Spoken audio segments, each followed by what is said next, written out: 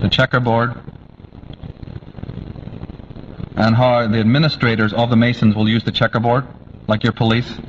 And here's the symbol from Abbey Road, the Beatles, walking on the checkerboard. Don't have time to go into why that was. And some people have asked me, how come it is, that we're so behind in this game? How come, we are, not knowing any of this? And I use this anecdote of a game of chess. If I bring up Chess Master up here and ask him, what are the principles by which I can become a master of the game of chess, he'll say these 4 things. He'll say that you need a sense of patience. Now, if you don't have patience, don't even try to begin the game to learn it. He'll say you need a sense of timing. If you don't have a sense of timing, don't open the book. You have to have knowledge of your opponent, right? And then the 4th one that they'll tell you is that you need to have the willingness to make any and all sacrifices. Now, ladies and gentlemen, why are the dark side winning the game? It's because they got infinite patience. They've been working on one thing for 50,000 years. I call that patience. They got a brilliant sense of timing because they know all about the astrology and the divination that we forgot, that our agricultural ancestors all knew about. Well, we're with the Julian calendar and we're not interested in any of that stuff anymore. We're slaves of the watch, but we don't know about the higher time to rule our own lives by it. They have amazing knowledge of you, right? They have intense knowledge of us, their enemies. And the 4th one is the clincher, isn't it? Because they're willing to make any and all sacrifices when and wherever they need to do it. It's as simple as that. And they are the game players. They even use that symbol in their own lodges. Now, I'm not saying that the average Freemason is involved in this. Of course not. We're talking about an extremely elite group that has permeated and infiltrated these groups in the 17th century. Now, Freemasonry uses the symbol of the G in the center. See that? Well, G is often and usually in ancient times depicted like this. What does that look like? Yeah. So people have gone into what does the G in Freemasonry mean? One of its more esoteric meanings is to do with this. And these are the symbols of technology. People who have not understood this, the rule and the compass, they do represent everything that a normal Freemason will tell you. I'm not saying that. But they are the symbols of technology, which is what the agenda was, and inside it is the serpent symbol. Don't believe me? Look how they're using it again in just a simple logo. What is this for? Look what the title is at the bottom. Everybody see that? Yeah. Simply telling us things that we just pass by and not think of. Recognize that? The serpent. Through money. Remember we said we came together to get the resources of the world so they could get on with their agenda? And that wave symbol, that wave, or that serpent-like symbol, is found in many, many things. You've seen this logo many times. What does this look like? What does this word say? Say it out loud, somebody. If you add the phoneme S-E-R on the beginning of that, what do you get? Because Pentium doesn't mean anything in English, does it? It's Latin for the 5 room. Yeah, the room of the 5, or the level of the 5th. Pentagrams are very important. It's because it has to do with the pentagon. The pentagon is the 5th shaped room. So Pentium and Microsoft are funded by the Pentagon, who are funded by whatever behind that. But the word Pentium has a... You put on the S-E-R on the front of that, and that will tell you what's going on. Gateway. Remember we talked about the gateway? Intel Inside. Have you ever noticed how many of their corporate logos is a door, a little bit ajar? How many times you notice the portal? Even the Pentium 2 logo looked like a doorway. They always use the symbol of a doorway to get out of something. Check into the logos. They're very interesting. There's one point here that the British royal family used the Malta cross and the dove. And everyone goes, oh, the dove. You know, symbol of Jesus and the Holy Spirit. No, it isn't. The word in Latin or Spanish for dove is columb, right? From which we get Columbia. So America was called Columbia, founded by Christopher Columbus, District of Columbia, Columbia Records, Columbia Pictures, Columbia. Isn't it interesting that all your drugs come from Columbia, South America? Yeah, you know, if you find out who's running Columbia and who named it, you'll know why they're sending the drugs from there. British Columbia and Columbus. Well, there was a magician who was working for this black nobility called Giuseppe Balsamo, known more poetically as Count Cagliostro. He had, in Freemasonry, a rite that he called Cagliostro's Egyptian rite, which involved a virginal boy or girl, is an oracle or even priest for channeling information. These virgins were known in Masonic circles as the Columns. Remember in 1999, the massacre at Columbine High School? Involving what? Children, virgins.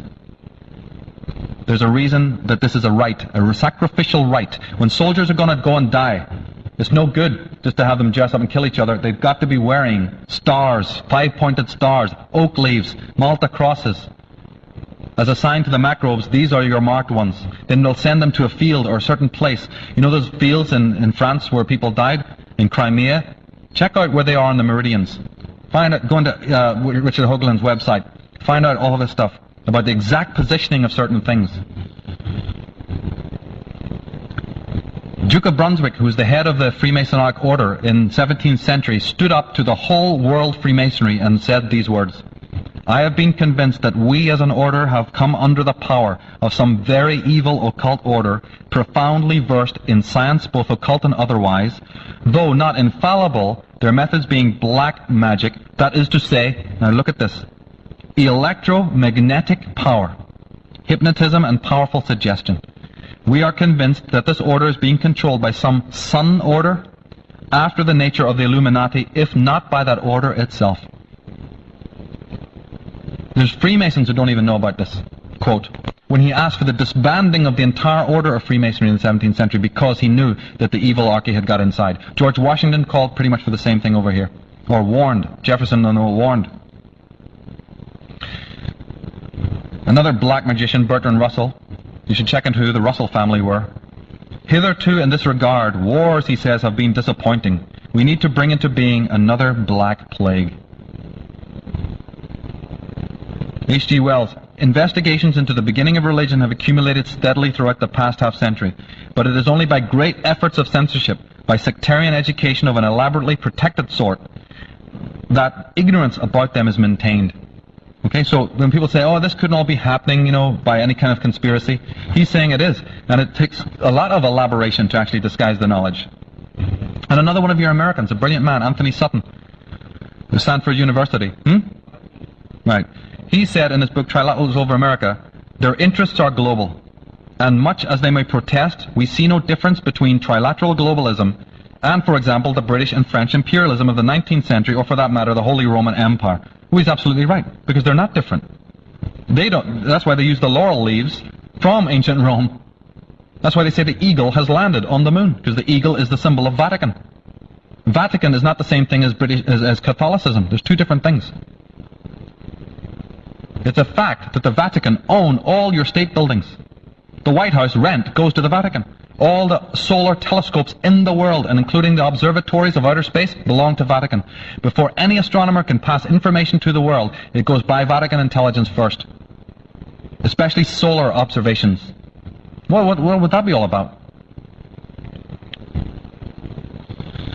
In order to get out of the Stargate, they've been trying everything conceivable. Everything you can think of. But then, you know, they've been using this and that. And, you know, it's like a burglar. You have this etheric barrier. What does a burglar do when he comes to a wire fence? He puts in a dummy wire, doesn't he? He clips on a dummy wire and then he cuts the middle wire and leaves a gate to get through, the Stargate, right? That's what they want to do, but you can't do that with a pair of pliers up there. You have to do it with energy. So they've been trying to do it with laser energy, which they mount on the satellites. The first satellites went up so they could do that. So they could beam energies, you know, of a laser power onto the Stargate to try and open a gate. But they don't know the calibration. That's what Stargate's all about, where they can't find the 13th blah, blah, blah, right? They're telling you, they're giving you updates. They can't get through. So they then created, recently, through the work of Nikola Tesla, a very, very powerful form of microwave technology. They've been trying it stronger and stronger all the time. It's called HARP.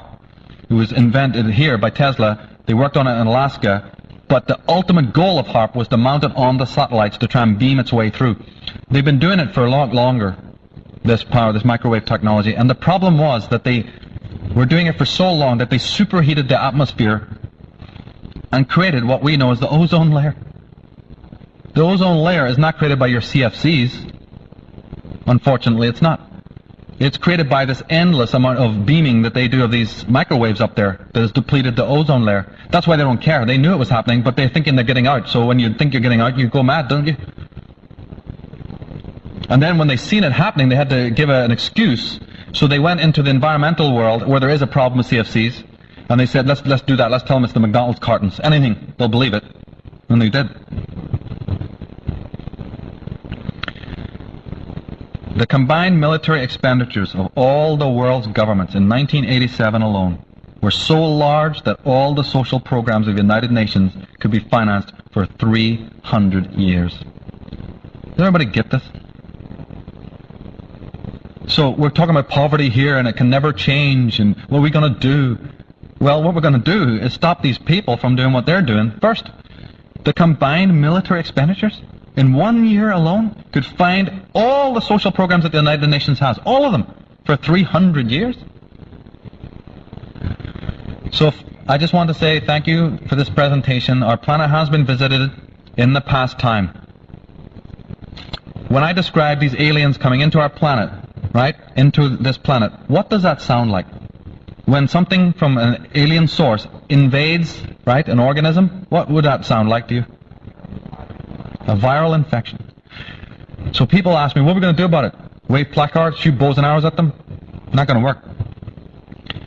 They have invaded us, and it is exactly like that. It is exactly the same paradigm. What does the holistic doctor tell you to do when you're invaded by a virus? What is the terms that they use? To strengthen the immune system. The earth is intelligent. The earth knows what to do. The earth is living. The earth doesn't want this pestilence on itself. We're running around trying to fight them, in the normal way. It's not going to work. The earth is intelligent and living, and it knows what to get off of itself when it gets off it, and do it in the right way. But we have to strengthen its immune system, and we've lost the methodology of doing it. Each and every human being is a white blood corpuscle, a lymphocyte on the face of the earth.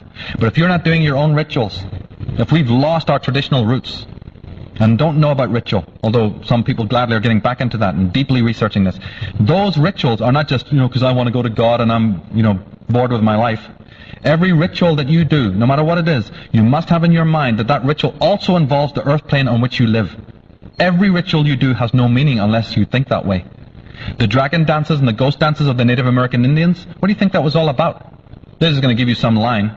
You know what that was all about? All the shamans of the world, when they do their rituals, they're doing that. Their work, harmonically through dances, is to strengthen the immune system of the earth. They become that. They become emissaries of the earth, which is why they wear animal headdresses.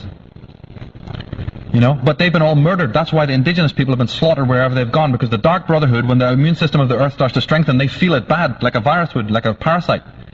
So that was why in the 17th century, exactly the same period I'm talking about, there was an all-out agenda that when you come across the indigenous people, you annihilate them. First of all, they're probably descendants of the sons of the serpent, who you hate anyway. And secondly, they're doing this kind of magical work. So get rid of them. So the Druids were destroyed, the Indians were destroyed, the Aboriginals were destroyed. Today it's happening as well. They can't have them around because they know. So few of them are left. So many of these rituals have been lost. You see, that we don't know what to do anymore.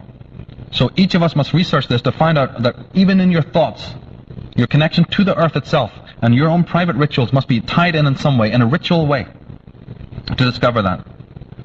And I'll leave you with this, because they have been telling us. In the movie Highlander, from the dawn of time we came, moving silently down through the centuries, living many secret lives. No one has ever known that we were among you, until now. Ladies and gentlemen, thank you very much for your time, your patience, and your tolerance.